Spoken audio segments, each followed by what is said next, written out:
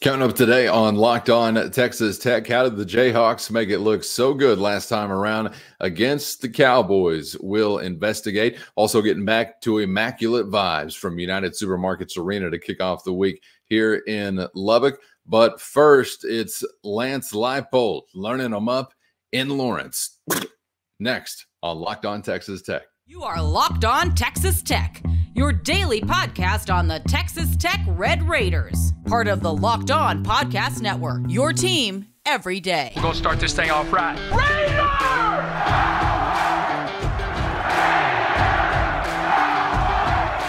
Everything runs through Lubbock.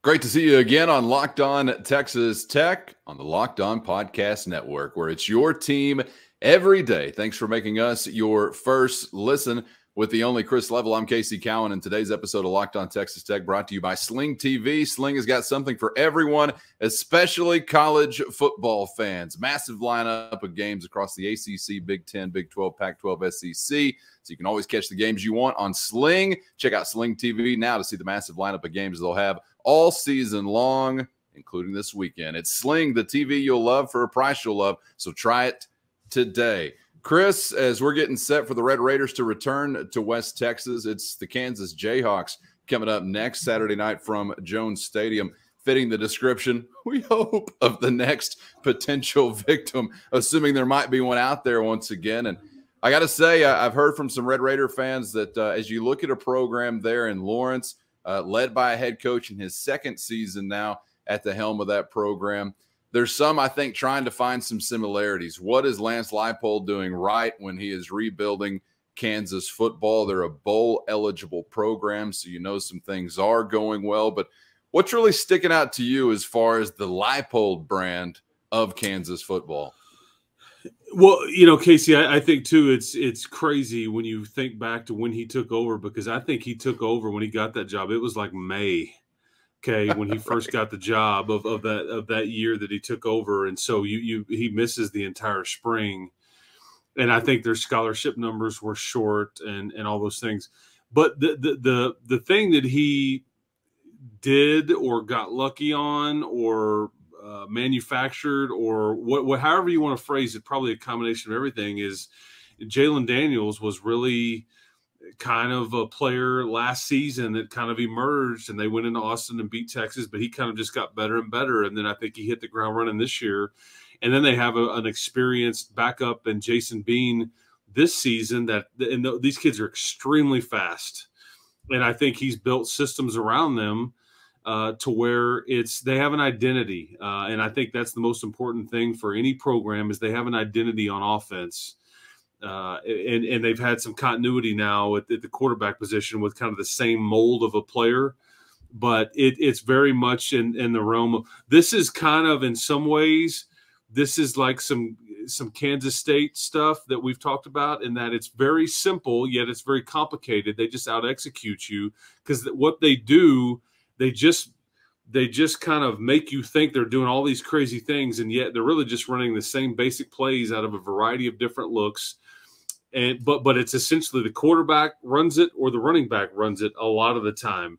And yet you just don't know exactly who's going to be blocking where or what personnel group and all those things. But they've played to that, and they just don't really screw a whole lot up. Defensively, they're not very good. I think that they focused on the identity on offense, and that's, I mean, because there was times, Casey, at the beginning of the season where they were averaging in the 40 point per game range, and they just kind of were outscoring teams and doing it by, running it a lot. So I think that he's really tried to model some things after what he did at Wisconsin Whitewater. But, you can almost – and I give you a Mike Leach comparison too.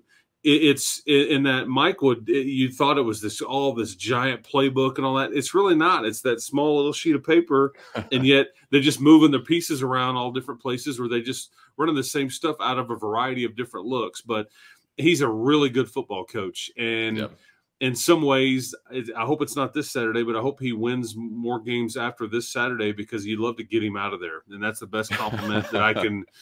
That's the best compliment I could give him. He's just a really good football coach, and he does it the right way. And he and Joey, they've kind of built up a bit of a friendship too, because I think Joey sent several of his high school players to play for him years ago, and they just they've built a bit of a relationship and a friendship there. Man, from 2-10 to 6-3, and yeah, they're saying, hey, you want the 8x10 play sheet? No, I'll take the wallet size play sheet. I don't need anything more. And one number that pops out to me as you talk about that defense, giving some things up, but taking some things away, man. 19 times envious as a Texas Tech fan. I certainly find myself there when you're talking about a defense in your own right that statistically has been a little bit more consistent, but you haven't been a heavy hitter in that big play column taking the football away. So, you tell me, would you rather have consistent defense, or in some ways would you rather have the one that was really heavy on the takeaways? Always turnovers. Always turnovers. Yeah. And and they come in bunches, and that's how they just kind of wiped out Oklahoma State. Oklahoma State, I think, what was it, 4? They took the ball away 4 times, and I don't think they had a turnover yet. I mean, it's no secret that formula is undefeated for the most part. Yeah, they had turned it over twice in 3 straight games. That coincided with 3 consecutive L's, and then they took it away 4 times, turned it over not once against the Cowboys. Surprised they broke that losing streak. We'll circle back on this episode to that eye-popping result, man, 37-16, as they got that win over the Pokes before we're done today here on Locked On Texas Tech. Coming up dead ahead, we'll get back to the hardwood. It's Texas Southern coming to town this week, once again from United Supermarkets Arena. A poppin' United Supermarkets Arena opening night, Monday night. And I want to touch on that vibe with Chris that certainly is not to be taken for granted. I wonder if I am a little bit kind of scared to think about where you've come from and where you are as far as the energy around this program. But we'll get the hoops coming up dead ahead on Locked On Texas Tech. But first, today's episode brought to you by Simply Safe, and the numbers are not lying. In the last 10 years, over 4 million people have chosen Simply Safe Home Security to protect their home, their family, and you're not earning the trust of that many people without doing something right. At Simply Safe, your safety is the only thing that matters. I've got your back with cutting-edge security technology powered by 24/7 professional monitoring agents who have always got your safety as the #1 priority. Simply Safe will blanket your home in protection with advanced sensors for every room, windows, and doors, HD security cameras for inside and outside, smarter ways to detect motion that only alert you when a threat is actually real. How many times do you throw the phone across the room because it's the dog in the backyard that's getting your attention? No, it would be nice if there was some intuitive nature to this as well. And Simply Safe is taking you there. So customize the perfect system for your home in just a few minutes at simplysafe.com/lockedoncollege. That's simplysafe.com/lockedoncollege, and save 20% on your Simply Safe security system when you sign up for an interactive monitoring plan and get your first month for free. So visit simplysafe.com/lockedoncollege, simplysafe.com/lockedoncollege to learn more, because there's no safe like Simply Safe. And also, today's episode brought to you by the Red Raiders at Flatlands Grain, ready to make your life easier this harvest season. The Growers Grain Storage stop there in Hale Center, Texas, 30 quick and convenient minutes north of the LBK, or visit them online at flatlandsgrain.com. There's no job too big or too small, whether it's 1 truckload or thousands of bushels. Flatlands Grain is ready to make life easier for the farming and ranching families across the high plains of Texas. Again, visit them online at flatlandsgrain.com. Ask them about market experience, crop analysis, or just keeping your animals fed whenever the fur is flying during harvest season. Again, visit them in Hale Center, just 30 quick and convenient minutes north of Lubbock, or give them a holler at 806-839-2522, or find them online at flatlandsgrain.com.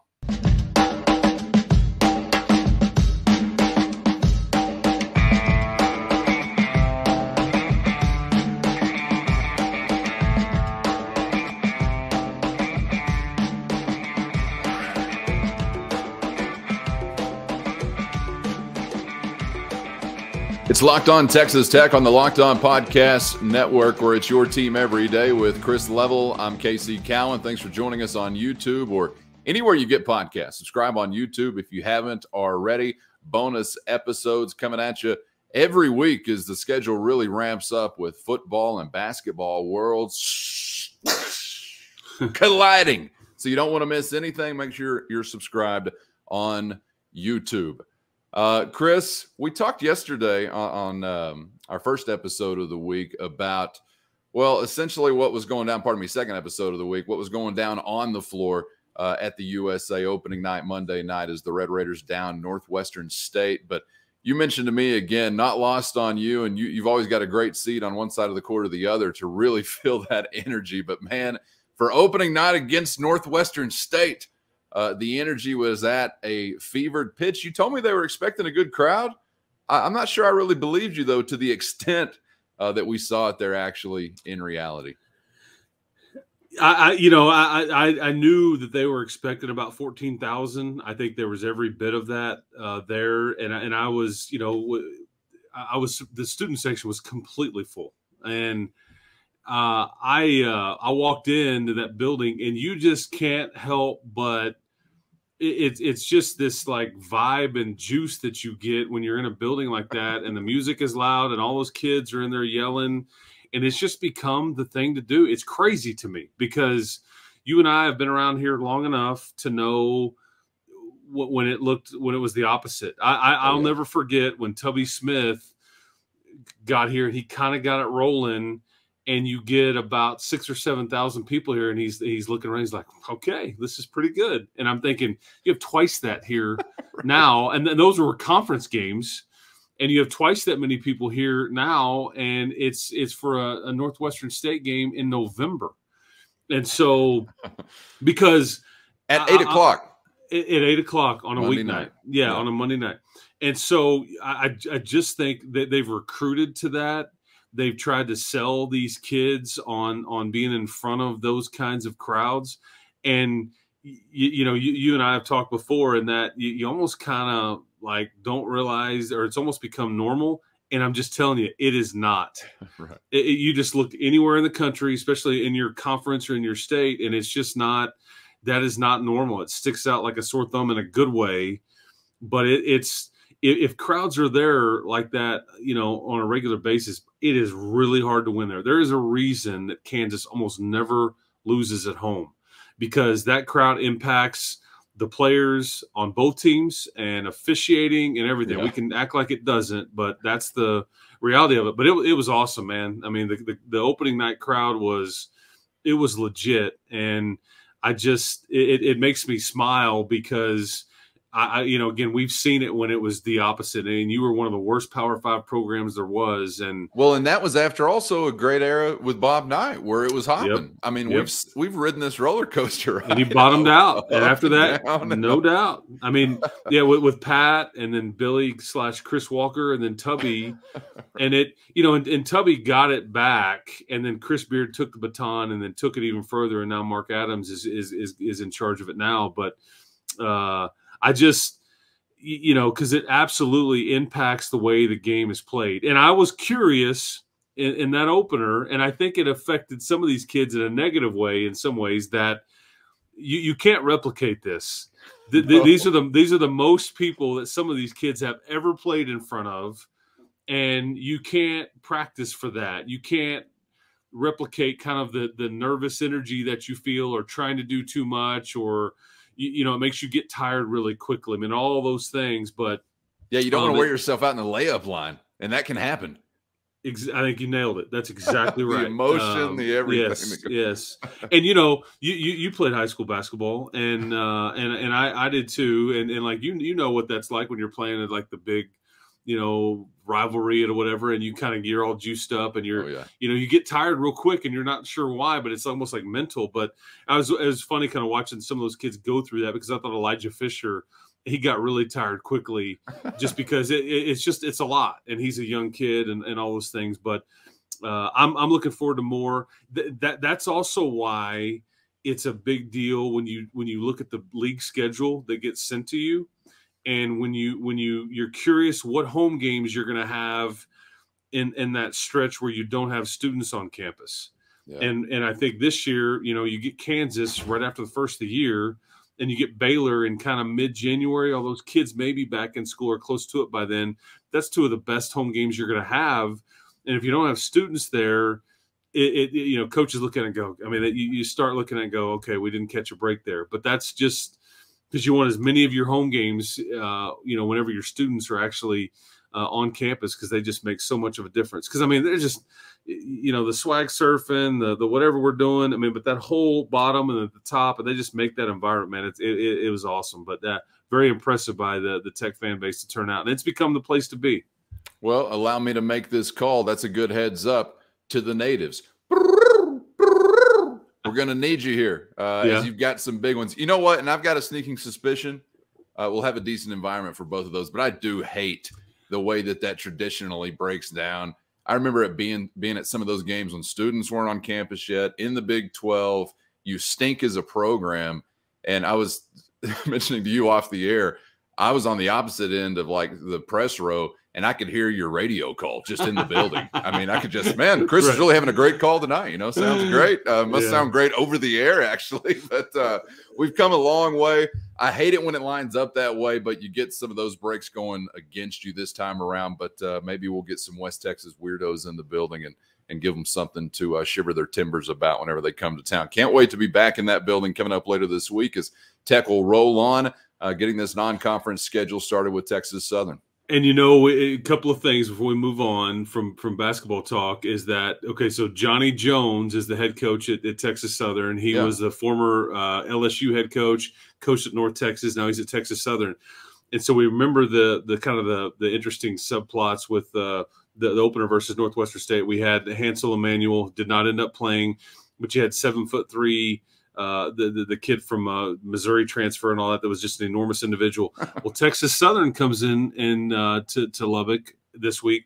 They bring Shaquille O'Neal's son, Shakir O'Neal. He scores 1 point in the opener, but it's still, I don't know if Shaq will be in the house or not, but his son is playing for Texas Southern. So I thought that was kind of interesting. They got out rebounded 48-24 in their opener versus San Francisco, and they lost that by 13 points. But just looking up some stuff right there just to kind of cue everybody up so they're ready for Texas Southern. Well, we know that DJ Diesel would have his guns up anyway if he was going to be back in the OBK, so no worries there. We got plenty more on the basketball front to get you ready for that one coming up later this week. So subscribe on YouTube or anywhere you get podcasts so you don't miss a Texas Southern primer before we get to game number 2. Coming up directly ahead, we're back to Red Raider football, but we're talking the opponent again. Kansas with one of the more eye-popping results, I thought, over the weekend, as I expected after a really tough weekend prior to that, Mike Gundy to have his team's attention, a proud program there in Stillwater, Oklahoma, but that was not to be the case. And I want to give a lot of credit to Kansas, but we'll get to the way that went down before we are out of here. Coming up next on Locked On Texas Tech. But first, today's episode brought to you by Built Bar. And if you haven't tried the Built Bar Puffs yet, you're depriving yourself of one of life's greatest joys.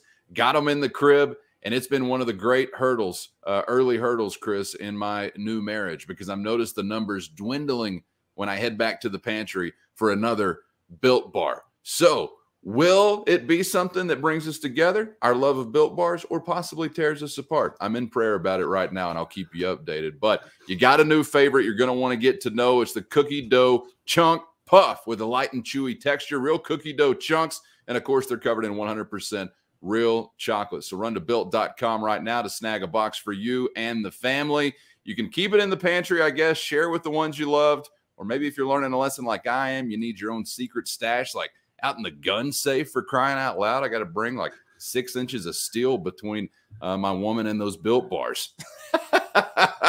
They're healthy and tasty, and all of their bars are made with collagen protein, which your body absorbs more efficiently and provides tons of health benefits. That's for the listeners, Chris. I know you already knew that. Eat something that tastes good and is good for you. You're going to love the new Cookie Dough Chunk Puff, whether you need a snack for your workout, late night treat, or just a quick bite. So go to Built.com right now and use the promo code LOCKEDON15. That's LOCKEDON15 and get 15% off your order. Use the promo code LOCKEDON15 at Built.com. And also today's episode brought to you by Armen Williams, Red Raider through and through. And he's with Schooley Mitchell, North America's #1 cost reduction company. If you're a business owner or a company's financial decision maker, Armen Williams is your go-to guy. He's already saving businesses thousands of dollars, and he's out to help Red Raiders just like you save money, especially now when the cost of everything is on the rise. As an example, are you a business with a dumpster on your property? If so, maybe you're interested in something like this. Armen can make sure you're paying the lowest price available on that waste management. Armen renegotiated a client's current dumpster contract recently, came up with 30% savings on their monthly bill. So if your company's paying for any type of waste to be removed, Armen can give you the knowledge and security of knowing that your rates are market value, and there's no upfront cost. All starts with a free analysis at savewitharmen.com. So there is no risk. If you can't find savings, you're not owing Schooley Mitchell anything. Chances are they are going to find savings, however, because on average, they've reduced expenses for businesses just like yours by 28%. So consider what your business could do with some extra wiggle room as you get ready for 2023. So to learn how Schooley Mitchell can reduce your costs with absolutely zero risk, go to savewitharmen.com. That's savewitharmen, A-R-M-E-N, savewitharmen.com. That's Armen Williams with Schooley Mitchell, your cost reduction expert.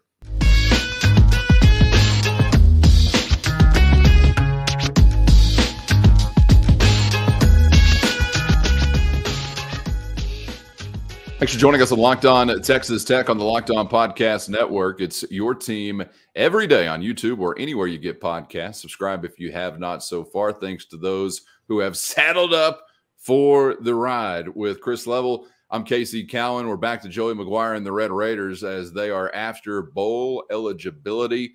Chris, this one kind of feels like, I said it already once this week, I rarely to never, ever place this on some regular season matchup just because it feels like you're desperate. But must-win territory possibly this week for Tech as you have Kansas coming to town. I know you've been visiting with some Red Raiders around the facility this week.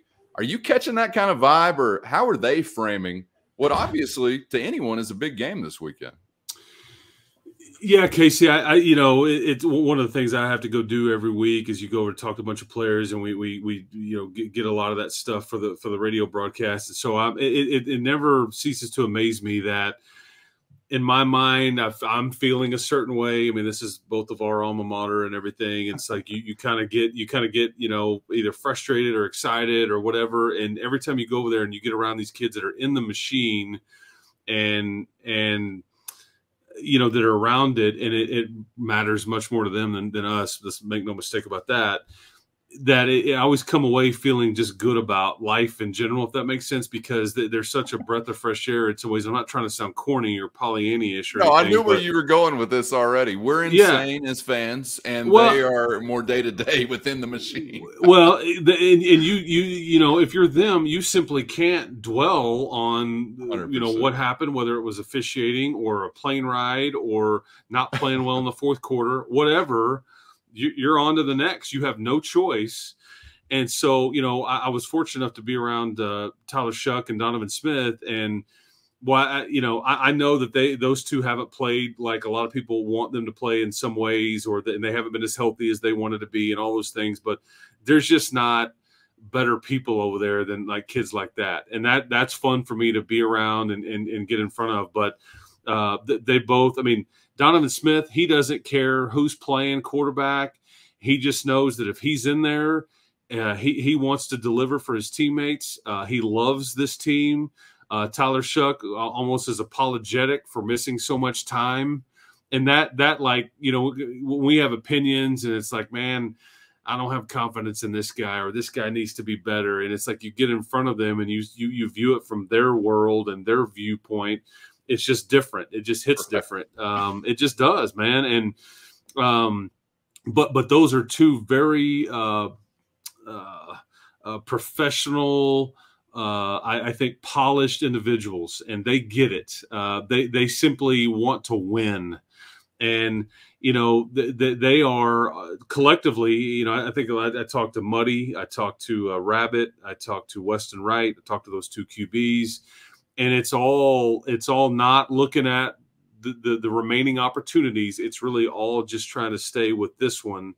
And they know they have a good Kansas team coming in here. They know they're sick of losing. They want to, earlier in the showcase, you talked about Coach Leipold and what would you say, 2-10 first year, right? I think that's right. And I think Joey, he kind of watched Baylor build up with Matt Rule, and then it came all the way back down. And I think in Aranda's first year that they had a similar type season. But in year two, it's like you start to look. I mean, there's some mirror images there with like Baylor rebuilding it after Matt Rule left, and they win the conference championship. And then hear what Kansas did in year two. And so not to want to skip ahead to next year, but it just goes to show you it just takes a little bit. There's some things that you're trying to get in place and all that, and some identity and some recruiting and some culture and all that stuff. And there's a payoff here. I think those kids see that. The reason I bring that up is because you have guys like Weston Wright, you have guys like Rabbit and some others that have decisions to make that are in the near future.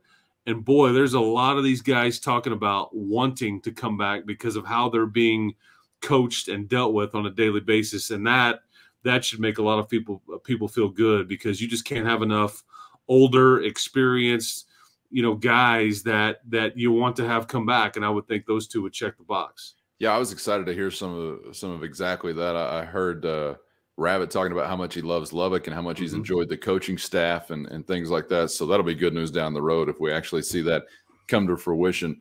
Before we get out of here, Chris, I'm wondering if you're hearing about what they think they're seeing on film from these guys, because last weekend's result was one of the more attention grabbing to me. 37-16 over Oklahoma State. Pardon me.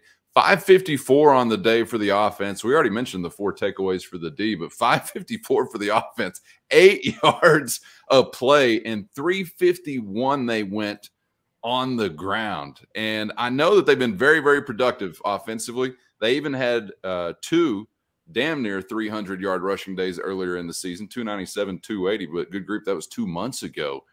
I mean, what do you think they found there to really just slice and dice the Cowboys? I think this is, in some ways, this is an Oklahoma State problem as much as anything, because I think the wheels have kind of come off in Stillwater a little bit. I think, they had a backup quarterback. I think they've had some defensive players, that are hurt, and one that's, basically said, you know what, boys, I appreciate it. I'm going to go get ready for the league, man. I'm out. Because I know from talking to, Tech's staff in various weeks in different settings, that what Oklahoma State is got up front now is not anywhere near what they had up front on defense whenever you saw them. And that's just kind of the luck of the draw, or the bad luck of the draw, or whatever. But you have to credit, Kansas. I mean, they're going to try to run it right at you. They're going to do it in a variety of different ways that looks real complicated, yet it's very simple. And it's really Devin Neal and Jason Bean, or Jalen Daniels and Devin Neal. That's kind of why I keep going back to like the Kansas State comparison. They try to block you really well, and they try to just out execute you, and they try not to beat themselves. But they are gonna, this will be. And again, the other Kansas State comparison too is it's a limited possession game when you play these guys. Yep. That clock is going to run. They're going to keep it on the ground. They're not going to go super fast, and so you're only going to get the ball so many times. But I think from talking to those kids, what I mentioned, it's not about Kansas or what they do. You're ready for it. I mean, I think defensively, Tim DeRuyter knows exactly what's coming at them. They just have to make sure his guy's in the right place, and they seem to be very motivated. But it's just about you playing better, and it's about you stripping that ball away. It's about you holding serve at home. I think they left their home turf against the Baylor Bears feeling really, really poor about the way they played in the last home game. And you hadn't lost a home game up until that point. Yeah. So this is, again, it's very simple in what you have to do on Saturday night, but it's somewhat complicated too. It won't be necessarily easy by any means. I just hope that maybe Kansas has taken a deep breath and kind of had a big old sigh of relief, and that, okay, we're bowl eligible. All goals are accomplished. And because you still need to be very much the hungrier of the two teams. Yeah, for sure. And you were on your way to a really nice home season, and still could be, even though that one felt like you lost 3 games that night on your home floor against Baylor. But you still could be if you bounce back and take care of some more business. A 1-loss home run here in Lubbock wouldn't be all that bad, no doubt about it. Can't wait to see what it's going to look like this Saturday. Got a little more time still to get ready for that with you. We will hear from Kansas head coach Lance Leipold as the week rolls on. And, yeah, as we outline it there, sounds like another big challenge for that Texas Tech rush defense. So looking forward to getting down to the nitty-gritty as they're back in action in West Texas coming up this weekend. Thanks for joining us once again on Locked On Texas Tech. Subscribe on YouTube or anywhere you get podcasts so you never miss an episode. Got new ones at least once a day, each weekday at 7 a.m. on YouTube. And Chris, we'll see you the next time around. Appreciate the time as always, man. Yes, sir. Be good, my man. You got it. And keep hope alive. I was about to say, are you hearing reports about my behavior? You've thrown in advice to be good. Has my wife been talking to you? Okay, never mind. I swear the Built Bars fight was not that big of a deal. We're getting over it. All good, man. Yes, sir. And hope is still very much alive. Yes. We'll have plenty more on the basketball front and certainly back to that Texas Tech pursuit of bowl eligibility. He's the only Chris Level. I'm Casey Cowan. Thanks for making Locked On Texas Tech your first listen. Hope you will make Locked On Sports Today your next listen. It's the biggest stories of the day, plus instant reactions, big game recaps, and the take of the day. It's Locked On Sports Today right here on the Locked On Podcast Network, available on the Odyssey app, YouTube, or anywhere you get podcasts. All right, we'll see you on the other side right back here on Locked On Texas Tech.